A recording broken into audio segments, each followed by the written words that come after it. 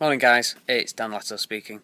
So this morning I just wanted to make a quick video for you. I've not been up long and I'm sat here in the villa. It's early October, it's another beautiful day, thank goodness. Every day's beautiful, so I'm very fortunate. But I wanted to have a quick chat with you about business coaching and a couple of the ideas that people think it is and a couple of ideas that people think it isn't, and just clarify a few things. Because with business coaching, people seem to think that we come in and that we know more than their business than they do. And sometimes actually that might be the case, but often that's not the case at all. But what we do know more about is the systems and processes that you need to implement into your business in order for that business to perform at a peak level. Not only that, we're not managing the business, we're managing you. We're making you a better business owner, a better business manager, because when you're running your business, you've also got staff, and those staff need help. And sometimes being able to recognise what those staff need is really, really important as well. So let me give you an example.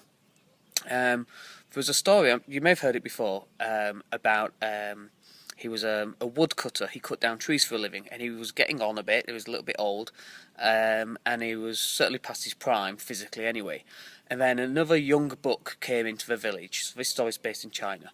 And this young buck had muscles on his muscles, and he came up and he made a challenge to the guy who was the existing woodcutter, that he could cut down more trees than this older guy.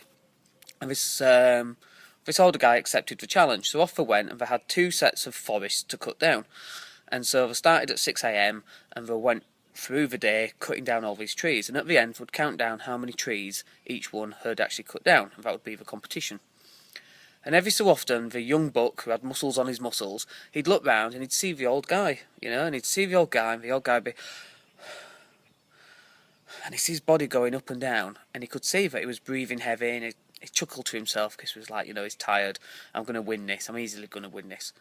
Anyway, they kept going, kept cutting down all these trees, and he looked over again, and he saw this guy, and he's sat there, his body's moving up and down, and it looks like he's really, really tired.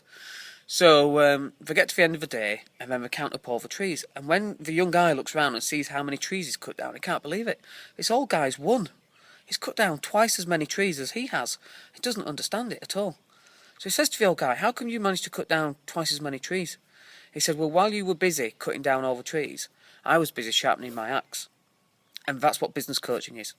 We help you sharpen your axe, because it's not about how much work you can actually fit into each day.